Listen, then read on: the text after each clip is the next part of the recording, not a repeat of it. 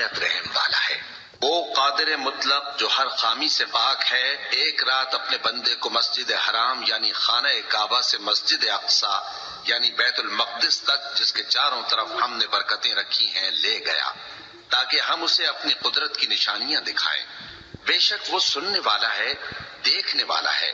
اور ہم نے موسیٰ کو کتاب عنایت کی تھی اور اس کو بنی اسرائیل کے لیے رہنما مقرر کیا تھا کہ میرے سوا کسی کو کارساز نہ ٹھہرانا۔ اے ان لوگوں کی اولاد جن کو ہم نے نوح کے ساتھ کشتی میں سوار کیا تھا، بے شک نوح ہمارے شکر گزار بندے تھے۔ اور ہم نے کتاب میں بنی اسرائیل سے کہہ دیا تھا کہ تم زمین میں 2 دفعہ فساد مچاؤ گے اور بڑی سرکشی کرو گے۔ بس جب پہلے وعدے کا وقت آیا تو ہم نے اپنے سخت لڑائی لڑنے والے بندے تم پر مسلط کر دیے اور وہ شہروں کے اندر پھیل گئے اور وہ وعدہ پورا ہو کر رہا۔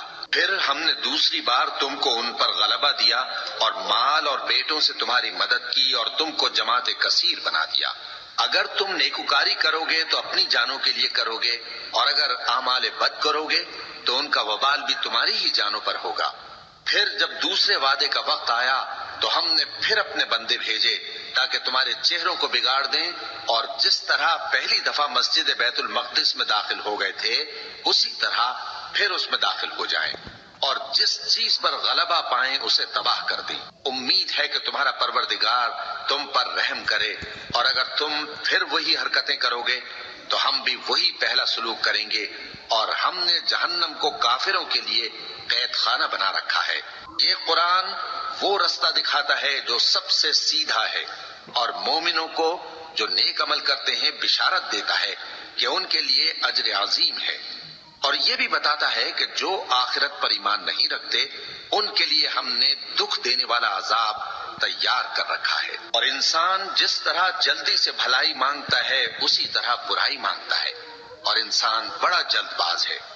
اور ہم نے دن اور رات کو 2 نشانیاں بنایا ہے، سو رات کی نشانی کو تاریک بنایا اور دن کی نشانی کو روشن، تاکہ تم اپنے پروردگار کا فضل یعنی روزی تلاش کرو اور برسوں کا شمار اور حساب جانو۔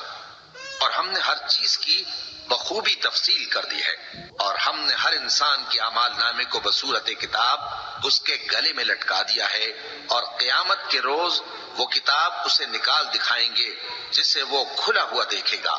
کہا جائے گا کہ اپنی کتاب پڑھ لے، تو آج اپنا آپ ہی حساب کرنے والا کافی ہے۔ جو شخص ہدایت اختیار کرتا ہے تو اپنے لیے اختیار کرتا ہے، اور جو گمراہ ہوتا ہے تو گمراہی کا ضرر بھی اسی کو ہوگا۔ اور کوئی شخص کسی دوسرے کا بوجھ نہیں اٹھائے گا، اور جب تک ہم پیغمبر نہ بھیج لیں عذاب نہیں دیا کرتے۔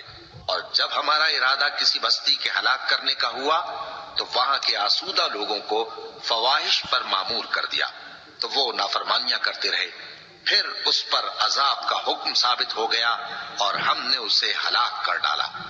اور ہم نے نوح کے بعد بہت سی امتوں کو ہلاک کر ڈالا، اور تمہارا پروردگار اپنے بندوں کے گناہوں کو جاننے اور دیکھنے والا کافی ہے۔ جو شخص دنیا کی آسودگی کا خواہش مند ہو تو ہم اس میں سے جسے چاہتے ہیں اور جتنا چاہتے ہیں جلد دے دیتے ہیں۔ پھر اس کے لیے جہنم کو ٹھکانہ مقرر کر رکھا ہے، جس میں وہ نفرین سن کر اور درگاہ الہی سے راندہ ہو کر داخل ہوگا۔ اور جو شخص آخرت کا خواستگار ہو اور اس میں اتنی کوشش کرے جتنی اسے لائق ہے، اور وہ مومن بھی ہو، تو ایسے ہی لوگوں کی کوشش ٹھکانے لگتی ہے۔ ہم ان کو اور ان کو سب کو تمہارے پروردگار کی بخشش سے مدد دیتی ہیں، اور تمہارے پروردگار کی بخشش کسی سے رکی ہوئی نہیں۔ دیکھو ہم نے کس طرح بعض کو بعض پر فضیلت بخشی ہے، اور آخرت درجوں میں دنیا سے بہت برتر اور برتری میں کہیں بڑھ کر ہے۔ اور اللہ کے ساتھ کوئی اور معبود نہ بنانا کہ ملامتیں سن کر اور بے کس ہو کر بیٹھے رہ جاؤ گے۔ اور تمہارے پروردگار نے ارشاد فرمایا ہے کہ اس کے سوا کسی کی عبادت نہ کرو، اور ماں باپ کے ساتھ بھلائی کرتے رہو، اگر ان میں سے ایک یا دونوں تمہارے سامنے بڑھاپے کو پہنچ جائیں تو ان کو